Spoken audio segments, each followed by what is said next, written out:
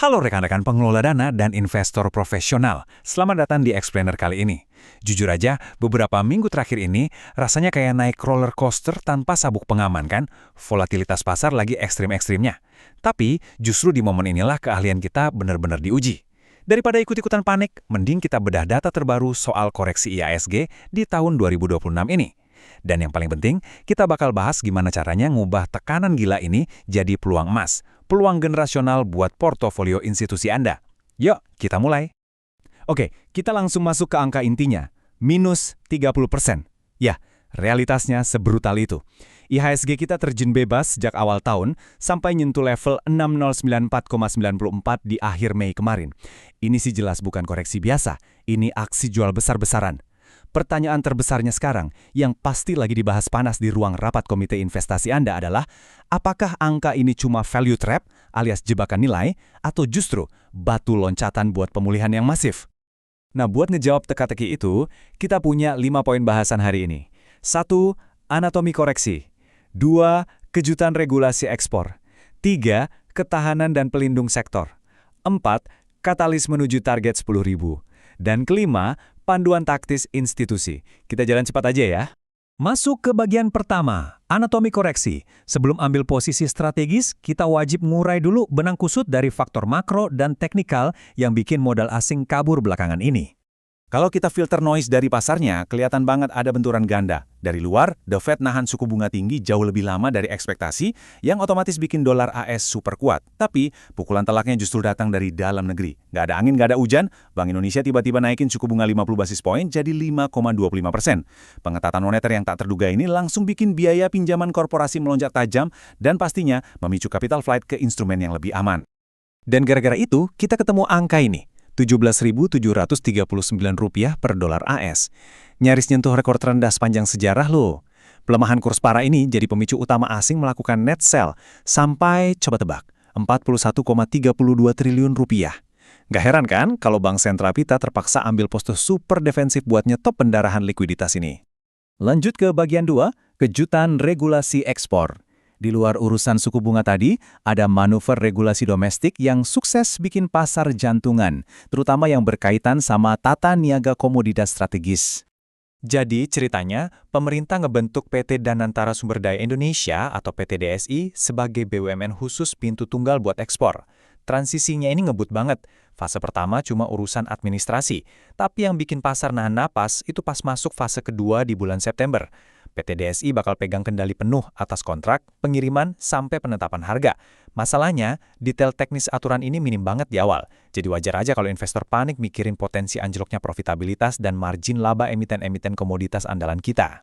Udah dihantam sentimen regulasi, ditambah lagi ada tekanan teknikal yang luar biasa berat. Ada pengumuman rebalancing dari MSCI Global Standard Index. Ini langsung maksa manajer reksadana pasif global buat ngeluidasi 6 saham big caps ini dari portofolio mereka. Anda tahu sendiri kan, ngedepak nama-nama raksasa dari indeks acuan itu otomatis nyiptain gelombang forced sell yang langsung nyedot likuiditas pasar secara ekstrim dalam waktu singkat. Bagian 3, ketahanan dan pelindung sektor. Di tengah kepanikan ini, ada hal menarik. Gak semua saham babak belur. Sekarang waktunya kita geser fokus dari masalah ke solusi, melihat sektor mana aja yang tahan banting jadi tameng portofolio.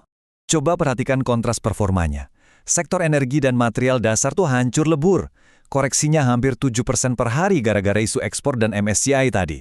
Tapi di sisi lain, lihat performa sektor kesehatan dan konsumsi non-siklikal atau konsumsi primer.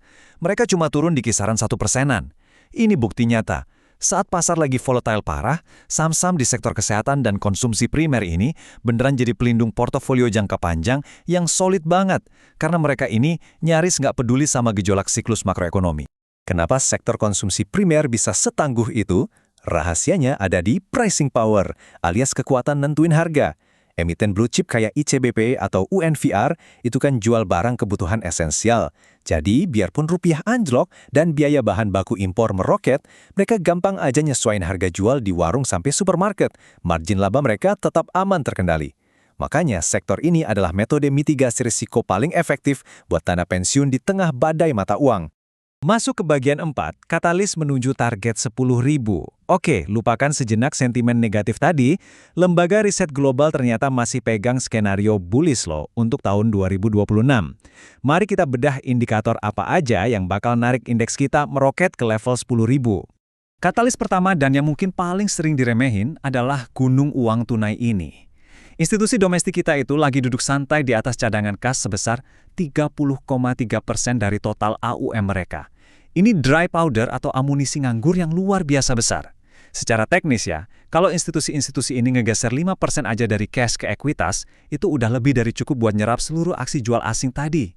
Ini murni permainan supply and demand likuiditas. Nah, siapa yang bakal jadi dirijen buat arus likuiditas masif ini? Jawabannya BPI Danantara. Ini dia super katalis kita. Danantara ini melebur aset dana pensiun raksasa macam Taspen dan BPJS, ngejadiin mereka super holding terbesar keempat di dunia. Perannya jelas, Danantara bakal jadi shock absorber utama buat pasar kita. Inflow likuiditas dari lembaga ini bakal secara langsung nahan kejatuhan harga saham-saham blue chip yang valuasinya lagi didiskon habis-habisan gara-gara ditinggal asing. Dan data laba emiten ini benar-benar nunjukin titik terang pemulihan. Kalau tren inflasi global mereda, Bank Indonesia diproyeksi punya ruang buat motong suku bunga sampai 50 BPS di akhir 2026. Efeknya apa? Biaya utang korporasi bakal rontok. Alhasil, pertumbuhan laba bersih agregat emiten diproyeksikan bakal berbalik arah jadi positif 14%.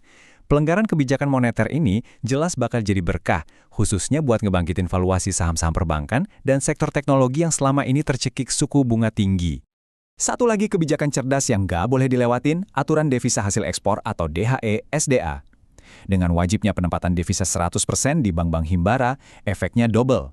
Pertama, ini jadi jangkar kuat buat nahan volatilitas kurs rupiah.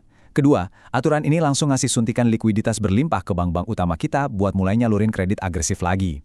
Benar-benar fondasi yang kokoh untuk fase pemulihan. Akhirnya kita sampai di bagian kelima, panduan taktis institusi. Teorinya udah paham, sekarang urusan praktiknya. Gimana fund manager dan pengelola dana pensiun bisa ngoptimalin cadangan kas mereka untuk nyerok cuan maksimal di tengah badai. Ini dia daftar incaran utama kita. Saham-saham blue chip inilah yang diproyeksi bakal jadi mesin jet untuk narik indeks balik ke 10.000. Perbankan raksasa kayak BBJA dan BMRI jelas jadi jangkar portofolio soalnya dana murah atau CSA mereka kebal krisis. Terus, telco kayak TLKM dan XCL juga lagi manis-manisnya karena mereka udah ngelewatin puncak belanja modal 5G. Artinya, arus kas mereka bentar lagi bakal banjir. Oh ya, jangan lupakan ICE. Penjualan otomotif pasti langsung rebound kencang begitu BI nurunin suku bunga kredit kendaraan. Gimana cara mainnya? Strategi akumulasi atau buy on weakness ini butuh timing yang pas. Langkah pertama, identifikasi titik support teknikal yang krusial. Misalnya nih, pasang jaring BMRI pas nyentuh level 4100. Langkah kedua, sebagai mitigasi selagi pasar masih goyang, lakukan dollar cost averaging atau cicil beli di aset pelindung, kayak kesehatan dan konsumsi primer. Nah, langkah ketiga, begitu indikator pemulihan makro udah nyala hijau, langsung sikat akumulasi agresif di saham bank big caps dan telco. Fundamental mereka solid kok, cuma harganya aja yang lagi obral. Pada akhirnya, rekan-rekan sekalian, ini semua murni soal kepiawaian mengelola kas institusi buat nangkep imbal hasil maksimal. Coba renungkan pertanyaan ini. Dengan posisi uang nganggur di portofolio Anda yang mencapai 30,3% sekarang, apakah Anda beneran rela mengambil risiko ketinggalan kereta rally laba 14% menuju indeks 10.000 cuma karena milih duduk diam di pinggir lapangan? Di pasar modal, momen volatilitas setajam ini justru yang misahin mana fund manager yang sekedar bertahan hidup dan mana yang asetnya meroket secara eksponensial. Pilihan ada di tangan Anda. Sukses untuk strategi investasi Anda dan sampai jumpa di explainer berikutnya.